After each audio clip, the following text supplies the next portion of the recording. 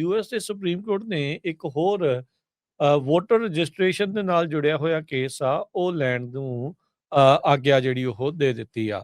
ਇਹ ਐਰੀਜ਼ੋਨਾ ਦੇ ਨਾਲ ਜੁੜਿਆ ਹੋਇਆ ਕੇਸ ਆ। ਕਹਿੰਦੇ ਵੀ ਐਰੀਜ਼ੋਨਾ ਦੇ ਵਿੱਚ ਪ੍ਰੂਫ ਆਫ ਸਿਟੀਜ਼ਨਸ਼ਿਪ ਵੋਟਿੰਗ ਲਾ ਉਸ ਨੂੰ ਲੈ ਕੇ ਜਿਹੜੀ ਆ ਉਹ ਸੁਣਵਾਈ ਲਈ ਜਾਵੇਗੀ। ਇਹਦੇ ਵਿੱਚ ਜਿਹੜੇ ਜਸਟਿਸਿਸ ਆ ਹੁਣ ਇਹ ਦੇਖਣਗੇ ਵੀ ਕਿਤੇ ਇਹ ਜਿਹੜਾ ਐਰੀਜ਼ੋਨਾ ਦਾ ਆਪਣਾ ਪ੍ਰੂਫ ਆਫ ਸਿਟੀਜ਼ਨਸ਼ਿਪ ਵੋਟਿੰਗ ਲਾ ਆ ਇਹ federal national voter registration act ਦੀ ਵਾਇਲੇਸ਼ਨ ਤਾਂ ਨਹੀਂ ਕਰਦਾ ਇਹਦੀਆਂ ਜਿਹੜੀਆਂ ਰਿਕੁਆਇਰਮੈਂਟਸ ਆ। 2022 ਦੇ ਵਿੱਚ ਵੋਟਰ ਰਜਿਸਟ੍ਰੇਸ਼ਨ ਲਾ ਐਰੀਜ਼ੋਨਾ ਨੇ ਜਿਹੜਾ ਉਹ ਲਿਆਂਦਾ ਸੀਗਾ।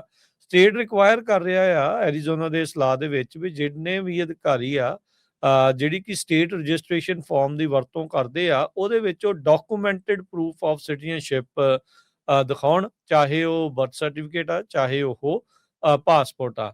ਉੱਦਾਂ ਇੱਥੇ ਇਹ ਚੀਜ਼ ਹੈਗੀ ਆ ਵੀ ਬਹੁਤ ਸਾਰੇ ਜਿਹੜੇ ਅਮਰੀਕਾ 'ਚ ਜੰਮੇ ਚਲੋ ਇਮੀਗ੍ਰੈਂਟਸ ਤੇ ਇਹ ਸਾਰੇ ਡਾਕੂਮੈਂਟ ਉਹਨਾਂ ਕੋਲ ਪਾਸਪੋਰਟ ਵਗੈਰਾ ਹੁੰਦਾ। ਅਮਰੀਕਾ ਦੇ ਵਿੱਚ ਮੈਜੋਰਟੀ ਜਿਹੜੇ ਲੋਕ ਆ ਉਹਨਾਂ ਦੇ ਕੋਲ ਪਾਸਪੋਰਟ ਵਗੈਰਾ ਨਹੀਂ ਹੁੰਦੇ। ਬਰਥ ਸਰਟੀਫਿਕੇਟ ਵੀ ਇਹਨਾਂ ਨੇ ਸਾਂਭੇ ਆ ਨਹੀਂ ਸਾਂਭੇ ਇਹਦੇ ਬਾਰੇ ਕਹਿ ਨਹੀਂ ਸਕਦੇ। ਸੋ ਕਹਿੰਦੇ ਵੀ ਉਹ ਲੋਕ ਹੁਣ ਰੌਲਾ ਪਾ ਰਹੇ ਸੀਗੇ ਵੀ ਇਹਦੇ ਨਾਲ ਤਾਂ ਸਾਨੂੰ ਜਿਹੜਾ ਸਿਟੀਜ਼ਨਸ਼ਿਪ ਪ੍ਰੂਫ ਕਰਨੀ ਬੜੀ ਔਖੀ ਹੋਊਗੀ ਕਿਉਂਕਿ ਡਾਕੂਮੈਂਟ ਸਾਡੇ ਕੋਲ ਨਹੀਂ ਹੈਗੇ। ਸੋ ਫੈਡਰਲ ਫਾਰਮ ਦੀ ਐਕਸੈਪਸ਼ਨ ਹੁੰਦੀ ਹੈ ਇੱਕ, ਉਹ ਰਿਕੁਆਇਰਮੈਂਟ ਕਹਿੰਦੇ ਵੀ ਅਪਲਾਈ ਨਹੀਂ ਕਰਦੀ ਜਿਹੜੀ ਫੈਡਰਲ ਰਜਿਸਟ੍ਰੇਸ਼ਨ ਫਾਰਮ ਦੇ ਉੱਤੇ।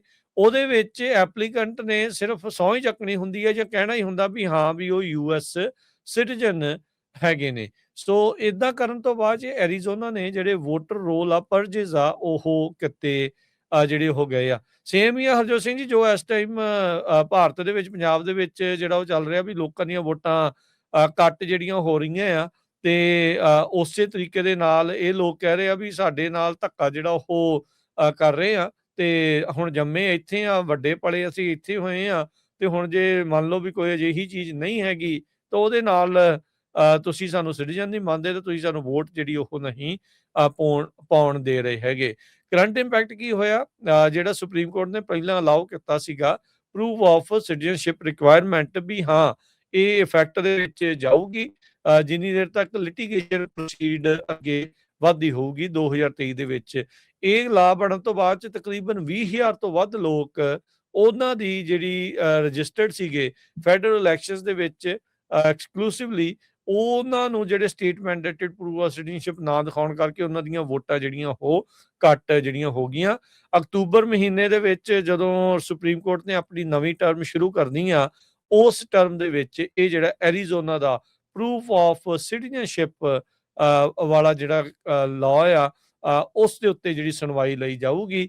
ਇਹ ਹਰਜੋਤ ਸਿੰਘ ਜੀ ਨਵੰਬਰ ਤੋਂ ਪਹਿਲਾਂ ਹੋਣੀ ਆ ਇਹ ਗੱਲ ਤੇ ਇਹਦਾ ਅਸਰ ਕੀ ਐਰੀਜ਼ੋਨਾ ਤੱਕ ਲਿਮਿਟਡ ਹੋਊਗਾ ਜਾਂ ਬਾਕੀ ਸੂਬੇ ਵੀ ਕਰ ਸਕਦੇ ਆ। ਇਹ ਵੀ ਇੱਕ ਇਸ ਟਾਈਮ ਵੋਟਿੰਗ ਨੂੰ ਲੈ ਕੇ ਨਵੰਬਰ ਦੀਆਂ ਇਲੈਕਸ਼ਨ ਤੋਂ ਪਹਿਲਾਂ ਕਾਫੀ ਅਹਿਮ ਫੈਸਲਾ ਜਿਹੜਾ ਉਹ ਆ ਸਕਦਾ ਹੈ।